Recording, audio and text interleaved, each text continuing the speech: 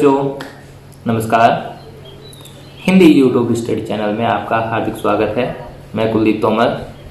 आप हिंदी पढ़ेंगे और हिंदी में सिटीज आपका चैप्टर चला हुआ था काव्यखंड का पहला वाला चैप्टर पद। और पद किसने लिखा था? सूरदास जी ने। और कल इसके बारे में हमने पढ़ लिया था कि सूरदास का जीवन परिचय पढ़ा था और पद का पहले वाला जो पद है, जो पहले वाला भाग है, वो हमने पढ़ लिया था। उससे पहले स्टार्ट करने से पहले मैं आपको बताना चाहूँगा कि जो सूरदास जी हैं, सूरदास बेटा क्या है, किस रस के प्रधान कवि हैं? सूरदास वात्सल्य रस और श्रृंगार रस का सबसे अधिक प्रयोग करते हैं। इन्होंने जो अपने काव्य में लिखा है वो वात्सल्य रस और श्रृंगार रस से लिखा है। तो सूरदास किसके कवि हैं? वात्सल्य रस और श्रृंगार रस के प्रधान कवि है। वात्सल्य रस आपको पता ही है कि एक माँ का एक बच्चे के प्रति प्रेम जो होता है वो वात्सल्य रस होता है। श्रृंगार रस में क्या आता है? श्रृंगार रस में नायक नायिका का प्रेम, सुंदरता का प्रेम, प्रकृति का से प्रेम, प्रकृति की जितनी भी सुंदरता है, अलौकिक प्रेम है, वो सब प्रेम किससे आता है? वो सब प्रेम आता है श्रृंगार रस में। श्रृंगार मतलब की सुंदरता। ये आपका 10th क्लास में व्याकरण में भी एक चैप्टर आएगा। ये व्याकरण का मुख्य चैप्टर है ये रस। और रस में ये सब चीज़ें आप पढ़ोगे कि वात्सल्य रस होता क्या है, श्रृंगार रस होता क्या है। उसमें ये बेहद अच्छी तरीके से क्लियर हो जाएगा। लेकिन इसमें भी बताना महत्वपूर्ण था कि सूरदास जो है वो किस प्रधान कवि है, कौन से रस प्रधान है उनके। एक है वात्सल्य रस और एक है क्या? श्रृंगार रस। वात्सल्य रस अर्थात मतलब कि माता का एक अपने बच्चे के प्रति प्रेम, और श्रृंगार रस अर्थात मतलब कि क्या? नायक नायिका का प्रेम, सुंदरता इत्यादि। ठीक है। कल हमने पढ़ा था कि उद्धव गोपियों के पास संदेश लेकर के आए हैं। उद्धव कह रहे हैं योग को छोड़, प्रेम को छोड़ दो और योग साधना को अपना लो। लेकिन गोपियाँ रुष्ट हो जाती हैं, गुस्से में आ जाती हैं और उद्धव को कहती है, हे उद्धव, तुम तो बड़े भाग्यशाली हो, कृष्ण के पास रहते हो, लेकिन तुम्हारे ऊपर कृष्ण का कोई प्रभाव नहीं हुआ है और तुम कृष्ण के प्रेम के धागे से नहीं बंधे हो।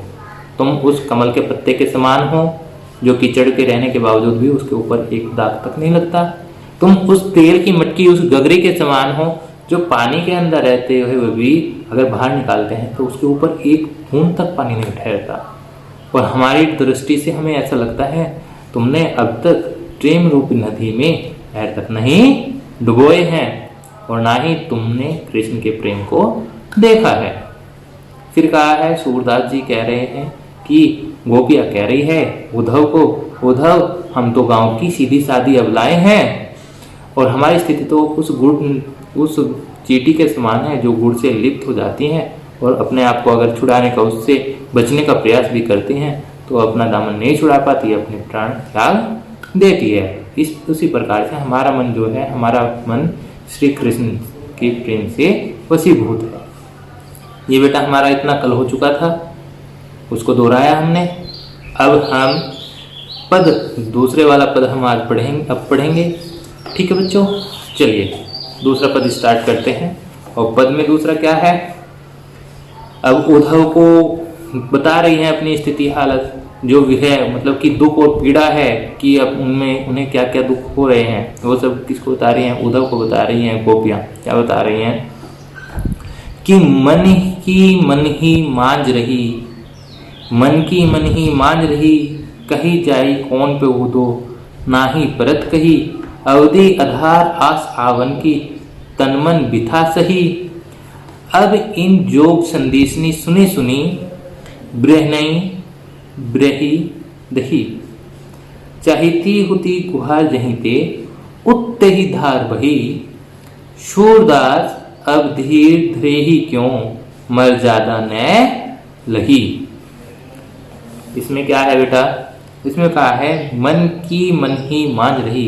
गोपियां उद्धव को कहती है, हे उद्धव, हमारी तो जो मन की इच्छाएं हैं, जो हमारे मन में है, हमारे तो मन की मन में ही रह गई है। क्यों? क्योंकि श्री कृष्ण तो आए ही नहीं है। क्योंकि जो गोपियों को बातें करनी थी, जो गोपियों की पीड़ा थी, जो दुख था, जो दर्द था, जो वे सहन कर रही थी, वो किसको बताना था भाई? कृष्ण को बताना था, कृष्ण से अपना आलाप मिलाप करना था। लेकिन कृष्ण नहीं आए हैं। जितनी भी इच्छाएं हैं वो इच्छाएं किसके मन में रह गई? वो गोपियों की मन के मन में दबी की दबी रह गई। तो उद्धव को कह रही है गोपियां, मन ही मान रही, हे उद्धव मन ही मन में कि हमारी जितनी भी इच्छाएं हैं, हमारी तो मन की मन में ही रह गई। कही जाए कौन पे उद्धव, हे उद्धव कही जाए जो बात हमें कहनी थी। उद्धव कौन जाए पे उद्धव, हे उद्धव अब हम वो किसको कहें? जो हमें बात श्री कृष्ण से करनी थी, जो बातें हमें श्री कृष्ण को कहनी थी, वो बातें हम अब किससे कहें? ना ही प्रत कही जो हम किसी और को नहीं कह सकते। हे उद्धव हमारे तो मन की मन में रह गई, जो बातें हमें श्री कृष्ण से करनी थी, अब हम वो बातें हम किससे कहें? उद्धव तुम ही बताओ, जो हम वो बातें किसी और से नहीं कह सकते थे। अवधि आधार आसावन की तनमन बिथा सही कि लंबे समय से, अवधि होता है बेटा समय, आधार बेस, आस आवन की, आस मतलब की आशा, आवन की आने की, अवधि आधार आस आवन की कि लंबे समय से मतलब कि बड़ा समय हो चुका था, लंबे समय से हम एक ही आधार बना करके, एक ही आशा लगा करके अपने जीवन का आधार बना करके जी रहे थे। क्या? तन मन बिथा सही, अवधि आधार आस आवन की तन मन बिथा सही कि हम लंबे समय से एक ही आस लगाए हुए, एक ही अपने जीवन का एक ही आधार बना करके एक ही आस लगाए हुए जीते जा रहे थे कि श्री कृष्ण आएंगे। और उस आशा के साथ, उसके आधार के साथ हमारा जो शरीर था, तन मन, हमारा शरीर, हमारा तन, हमारा मन बिथा सही, हर दुख, बिथा होती है बेटा दुख पीड़ा दर्द, हर दुख पीड़ा दर्द को सह रहा था कि एक लंबे समय से एक ही आधार था, एक ही आशा थी कि श्री कृष्ण आएंगे वापस लौट करके। और उसी आशा से हमारा जो शरीर है, हमारा जो शरीर है, जो काया है, वो हर एक दुख दर्द को सहता आ रहा था। अब इन जोग संदेशनी सुनी बिरहनी बिरहदई, लेकिन श्री कृष्ण तो नहीं आए, बल्कि अब इन योग संदेश नहीं सुनी, लेकिन अब जो ये आपने योग संदेश अर्थात जो ये योग का ज्ञान, जो ज्ञान संदेश आप सुना रहे हैं, इसको सुन करके हम विरहणियों की जो दही है, जो काया है, जो शरीर है, वो विरह की अग्नि से और तेज जलने लगा है। कि एक ऊपर से तो श्री कृष्ण आए नहीं हैं, और कृष्ण नहीं आए, इतने लंबे समय से हम अपने दुख और दर्द को सहते आ रहे थे कि कृष्ण आएंगे, लेकिन कृष्ण तो नहीं आए हैं। अब क्या है? अब इन जिन जोग संदेश नहीं सुनी, अब जो ये संदेश है, जोग संदेश मतलब कि जो आप ज्ञान का संदेश हमें सुना रहे हैं, इसको सुन करके तो हमारे शरीर में विरह की अग्नि और तेज ज्वलित हो गई है। विरह होता है बेटा मतलब कि बिछुड़ने का भाव। जो एक प्रेमी, एक नायक नायिका या प्रेमी प्रेमिका से आपस में कोई भी बिछड़ जाता है, तो जो बिछड़ करके जो दुख और जो वे अपने आप से महसूस करते हैं, वो विरह होता है, दर्द, बिछड़ने का भाव का जो, ठीक है। तो अब विरह की जो अग्नि है वो और तेज हो गई है, उससे हमारा जो शरीर है वो और जलने लगा है, ठीक है बच्चों। अब क्या है? चाहती होती गुहार जहीते उत्ते ही धार भाई, चाहती होती कि जिधर से भी हम इस योग जिधर से भी हम इस योग ज्ञान से बचने की गुहार लगाती, गुहार मतलब कि आवाज लगाना, पुकार लगाना। अब जिधर से भी हम इस योग ज्ञान से बचने की गुहार लगाती है, आवाज पुकार लगाती है, उत्ते ही धार भाई, उधर से ही ये प्रज्वलित जो ज्ञान है, जो ज्वलनशील ज्ञान है, ये उधर से ही हमको चला रहा है, उधर से ही बहने लगता है, जिधर से भी हम ये अपने आप को बचाने की गुहार लगाती है उस योग ज्ञान से। आगे कहा है सूरदास। अब सूरदास जी कहते हैं कि वो क्या कह रही है? अब धीर धरे ही क्यों, कि हे उद्धव हम अब धीर धरे ही क्यों, कि हम अब धीर मतलब कि धीरज, धीर मतलब कि धीरज, अब धीर धरे ही क्यों मर्यादा न रही, कि अब हम ही क्यों सब्र करें, अब हमें क्यों धीरज रखे, जब उन्होंने हमारी मर्यादा ही नहीं रखी, अर्थात हमारे प्रेम की मर्यादा ही नहीं रखी। अब हम ही क्यों सुने, अब हम ही क्यों उनकी बातों में आए, अब हम ही क्यों धीरज रखे।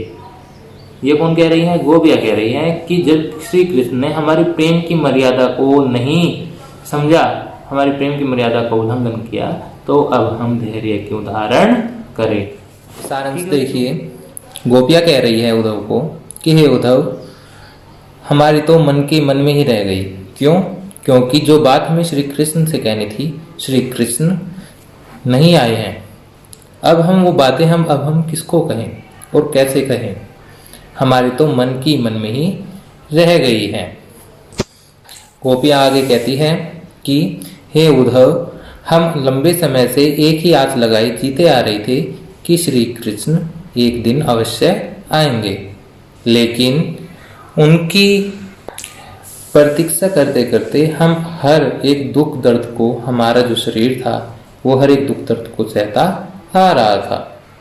गोपियाँ कहती है लेकिन अब तुम्हारा जो ये योग संदेश है, जो तुम्हारा ये संदेश है, इसको सुनकर करके हमारे जो मन है, हमारा जो शरीर है, ये विरह की अग्नि से और जल गया है, जलने लगा है। और जिधर से भी हम अपने बचाव की, अपनी रक्षा की गुहार लगाती हैं, आवाज़ लगाती हैं, उधर से तुम्हारा ये प्रबल ज्ञान जो है, इसकी तेज धारा हमको उधर से ही जला रही है। ये कौन कह रहा है? अब जो ये तुम्हारा योग संदेश है, इसको सुन करके हमारे मन में, हमारे शरीर और काया में एक प्रज्वल धारा बहने लगी है, जो अग्नि का काम कर रही है। सूरदास जी कहते हैं कि गोपियाँ कह रही है कि अब हम धैर्य को कैसे धारण करें, अब हम धीरज क्यों रखें जब कृष्ण ने अपनी मर्यादा का उल्लंघन कर दिया है, अर्थात हमारी प्रेम की मर्यादा का ही नहीं रखा है। अब हम उनकी बातों को क्यों सुने, अब हम धैर्य क्यों धरें। ओके बेटा, आज के लिए बस सिर्फ इतना ही। देखते रहिए, पढ़ते रहिए। आप लोगों का धन्यवाद, और लेटेस्ट वीडियोज को पाने के लिए सब्सक्राइब कीजिए, लाइक कीजिए और बेल आइकन पे क्लिक करें। ठीक है बेटा, और बने रहिए हमारे साथ। धन्यवाद आपका।